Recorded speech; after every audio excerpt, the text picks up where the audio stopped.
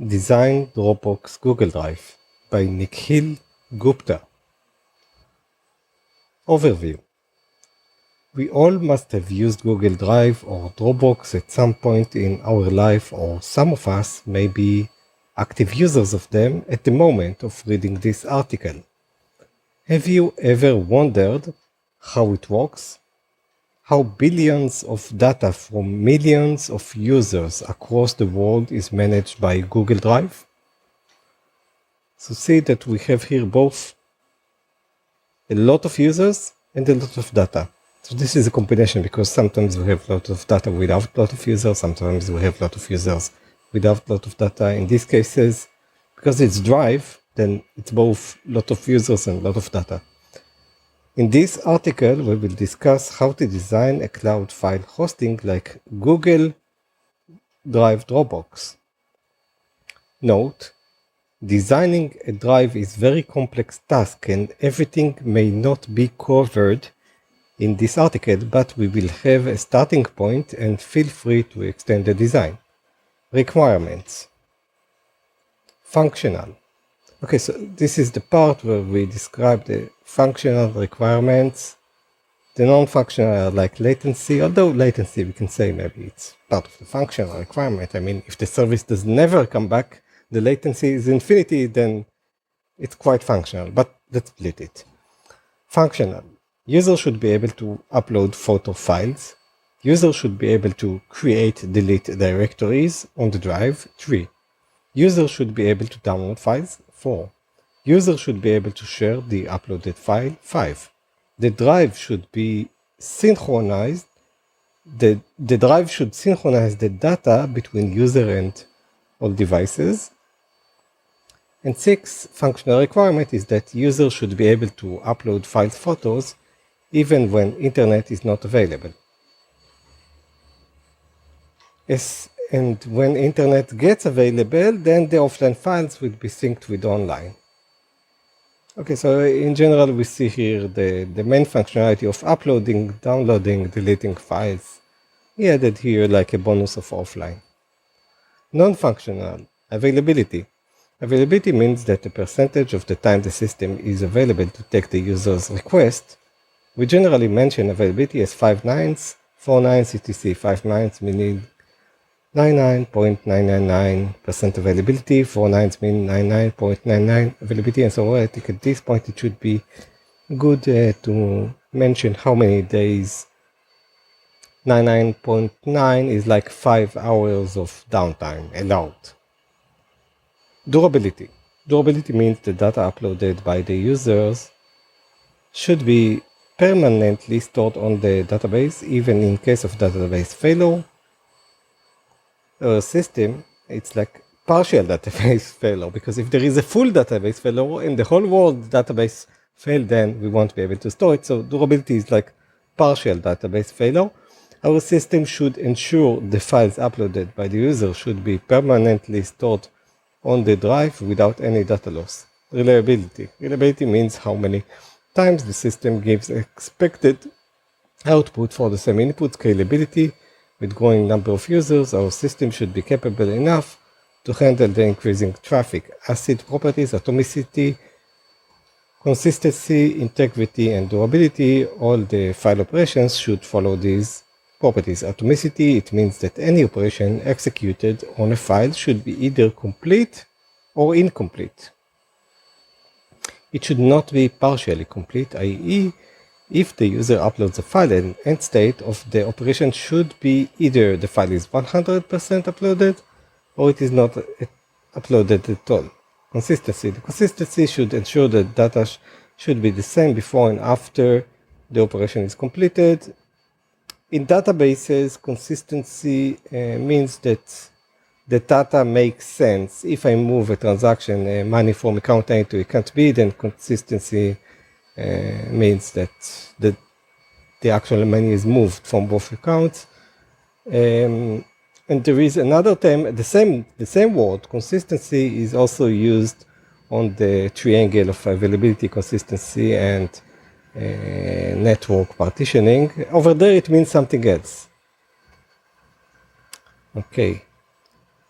means the file that the user uploads should be same before and uploading the file on drive isolation. This means the two operations running simultaneously should be independent, not affect each other. Durability already explained above. Capacity estimation. Let's assume that we have 500 million total users, out of which 100 million are daily active users, which means we will have on an average 0.07 million active users per minute. Let's assume at peak we will have 1 million active users per minute. Assuming on average one user uploads 5 files, we will have 5 million uploads per minute. If one upload is on average 100 kilobytes, then the total data uploaded in a minute will be 500 terabytes per minute. This gives us the picture about how much data we have to store for all our users. API, upload file. So here we see a post request to upload the file. We see the response, the file name, the created on date, the response. The uploaded file will work in 2 steps. First, the file metadata will be uploaded to the server, and then the file upload process will start. Download file, get file, response, we get a file ID and the download URL. The URL provided by the backend will be used to download the URL. It can also be used to share the file into other users, and delete file ID, get latest snapshot, /folders, /folder ID, start index, and limit, and this will return a list of file, each file with the file ID, file name, thumbnail, last modified. The snapshot API will give the list of files present in the folder. It may happen that folder is having too many files. In that case, we have to return the paginated result and load the data as users quotes. Design considerations. File storage for users. We want highly available and durable system to store the user uploads. For this, we can use AWS S3. S3 is highly available and durable service offered by AWS. S3 bucket does not have any limit to any storage capacity, and the max object size it can store is 5 terabytes, which is way more than most of the devices currently used. Storing user data and their upload metadata. To store the user data, file storage and users, we want high available and durable system to store the user's upload. For this, we can use AWS S3. S3 is highly available and durable service offered by AWS. S3 bucket does not have any limit to any storage capacity. The max object size it can store is 5 terabytes, which is way more than most of the devices currently used. Storing users' data and their upload metadata. To store the users' data and their files metadata, we can use a non-restricted database like AWS DynamoDB, which offers high available and reliable. Offline updates. When a user's device is offline, all the updates done by a user will stored on their local device storage, and once the user comes online, the device will sync the updates on the cloud. Uploading files. The size of the uploaded file by users can be huge, and to upload the file from any device onto the drive without any failure, we have to upload it in parts. For this, we can use the multi-part upload feature provided by S3. However, the multi-part feature will be used in file upload service to upload the file to S3 bucket, but to transfer the file to the upload service, we need some kind of small bucket-based uploader at client device application as well. For this, we can build a custom library that will divide a large file into small packets and upload the packets into the service. We can design the library such that it would be able to upload multiple packets simultaneously, and file upload service should be able to collect packets and upload to S3. Downloading, sharing files. The files will be shared via S3 pre-signed URL. You can read more. Sync between devices. When a user makes a change on one of its devices, changes should be reflected on its other devices. When the user logs on to other devices, there can be 2 ways to do it. As soon as the updates from one device, the other devices should be update other devices when the user logs into it. We will go with the second approach. It will prevent unnecessary updates to other devices, even when the user is not on other devices. Now we have discussed the use cases when user is logged into device. What if a user is online on two different devices? Then in that case, we can use long polling. The device, long polling means the device opens a connection and basically the server doesn't answer. You make an HTTP request, you don't get the answer from the server unless you have an answer. When you have the answer, you answer and close the connection. The device in which the user is currently online. So long polling is like long polling once. This is in opposition to server-side events where continuously sending data from the server. The device on which the user is currently online will long poll the backend server and wait for any updates. So when a user makes an update on one device, the other device will get updated. Database design, user table, user ID, username, email ID, creation date. Metadata table, field, user ID, file name, file location, create, HLD. Okay, so we see here the user device, contacting the file upload service, the file metadata service, and the synchronizer.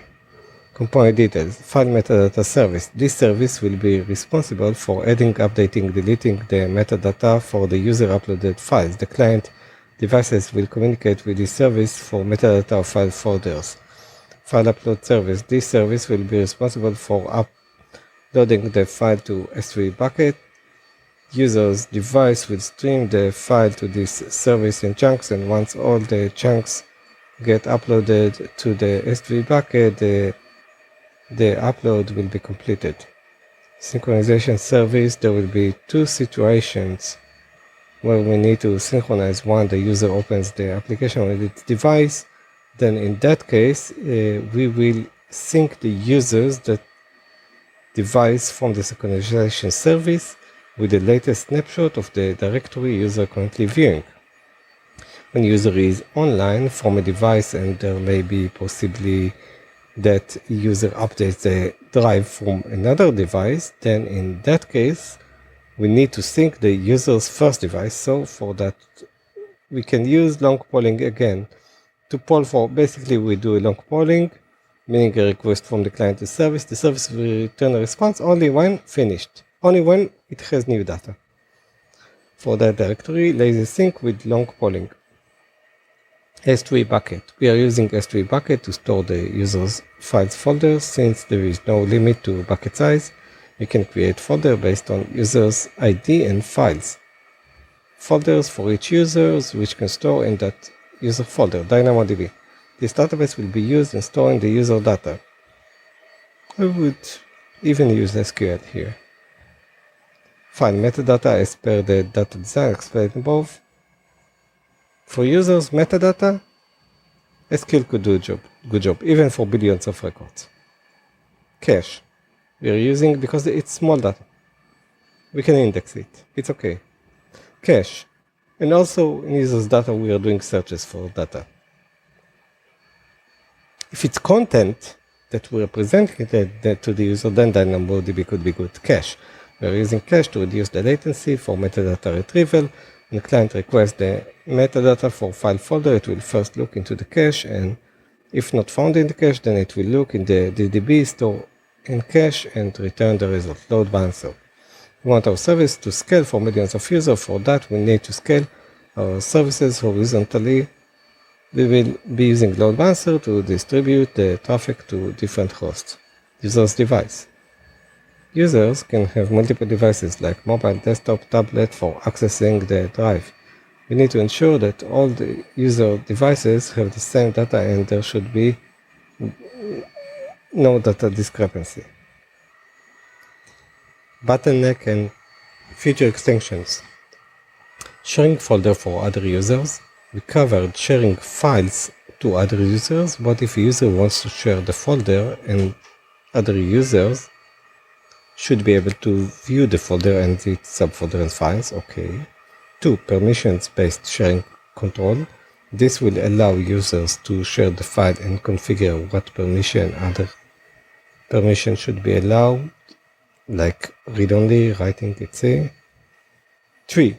Make user data secure. As of now, we haven't talked about how we can secure the user's data.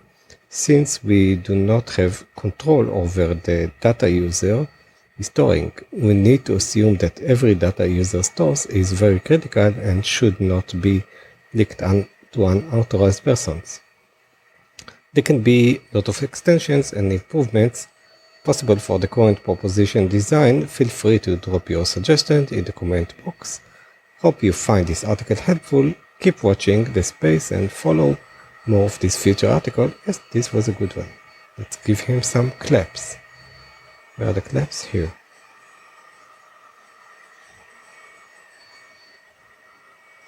Okay, so this was